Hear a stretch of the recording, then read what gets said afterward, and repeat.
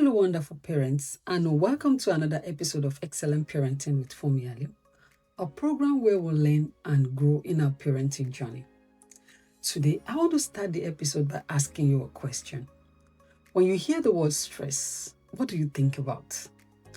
I know you might picture deadline at work, paying bills, or juggling responsibilities. Many parents will agree with me that adult and stress cannot be separated. But do you know that even toddlers, young children, teenagers, they experience stress too? Yes, they do, but they might not show it the way we expect. And some kind of stress they are experiencing are not good for the development of their brain. So today, we're going to talk about stress in children. I want to talk about what stress looks like in children's life, and let us see what the Bible says and how we as parents can start to pay attention and know how to respond with wisdom, love, and faith. Research tells us that children experience stress and they absorb stress from their environments. If parents are constantly tensed, arguing, or rushing, children's body also reacts, sometimes through tantrums, silent, or physical symptoms. Another question I want to ask you is that, is your house always on fire? Always in motion, no organization, nagging, and many more? Please note. All this cause stress in the life of children, and all these stress are very real, and they hide under behaviors that we mistakenly label as stubborn, spoiled, unserious, lack of patience, and many more. Stress in children does not always look like stress in adults. For you and me, stress might result in headaches, sleepless nights, or nagging at people. But for children, it can be very different. Like anxiety, fear, overwhelming pressure, and to teenagers, it can result to locking themselves up in the room.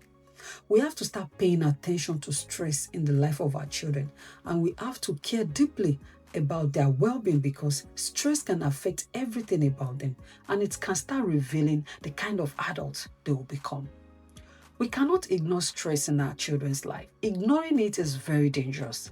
Now, let's look at it from the Bible perspective. God cares deeply about the inner well-being of children, so we should.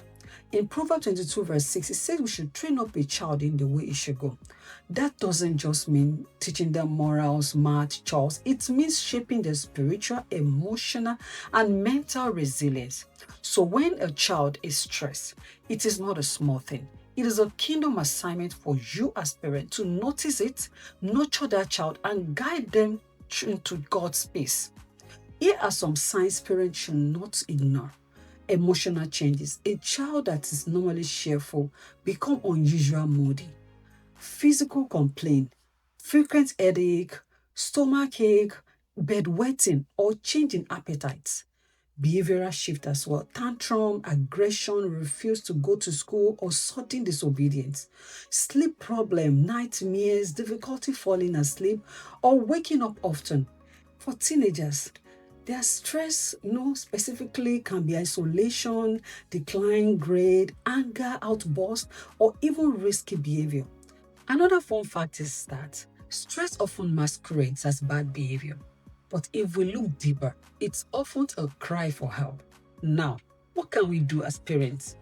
Number one, create a safe and peaceful home atmosphere. Children thrive in an environment where they feel safe. This doesn't mean life is perfect. It means home is a refuge. We should lower the volume of conflicts, speak gently, pray together as family. Isaiah 32 verse 18 says, "My people will live in a peaceful dwelling places." That includes your home.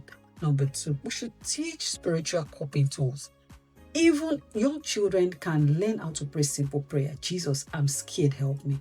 Encourage scripture memorization like Psalm 56 verse 3. When I'm afraid, I'll put my trust in you.